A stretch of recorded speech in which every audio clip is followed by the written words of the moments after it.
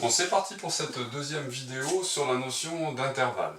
Alors, qu'est-ce qu'un intervalle dans R? C'est un ensemble de réels compris entre deux bornes.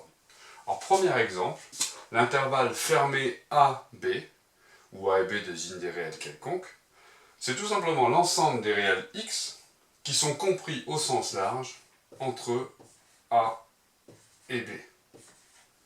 Donc là, les deux crochets tournés vers l'intérieur de l'intervalle sont simplement des conventions d'écriture pour signifier que les réels A et B appartiennent à l'intervalle en question.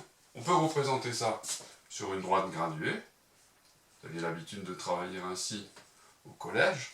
Donc l'ensemble de tous les nombres compris entre A et B est matérialisé bien sûr par un segment. Et là on va retrouver la convention d'écriture avec des crochets tournés vers l'intérieur du segment pour signifier que A et B appartiennent à l'ensemble en question.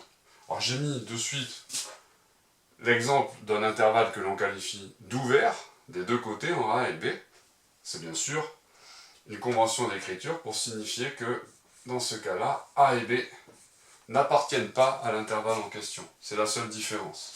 Donc on va retrouver ça sur le dessin avec des crochets tournés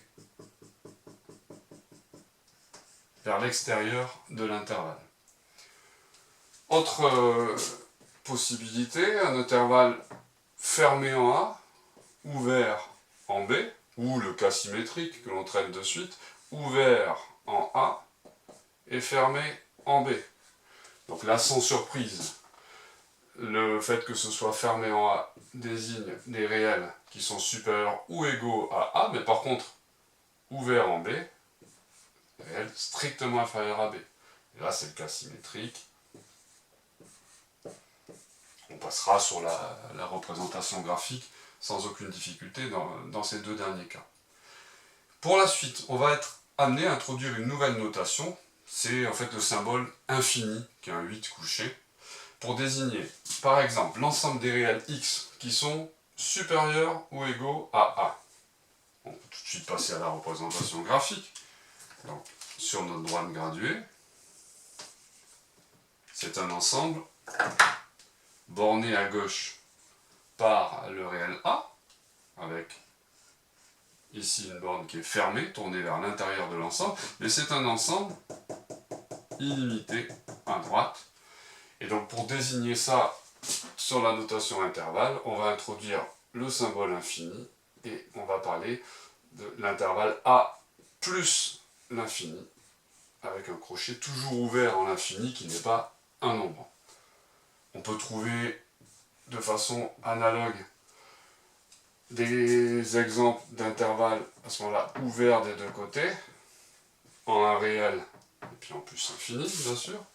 On peut envisager le cas des réels x inférieurs ou égaux à une certaine borne. À ce moment-là, ça se représente sur la droite graduée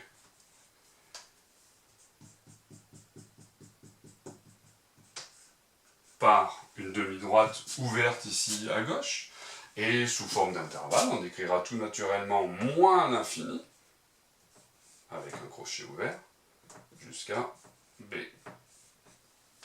Et enfin, dernier cas de figure, si on veut envisager, si on veut décrire l'ensemble de tous les réels x strictement inférieurs à B, on le notera sous forme d'intervalle, moins l'infini, B, ouvert des deux côtés. Voilà, donc la notion d'intervalle, c'est juste une convention d'écriture à connaître.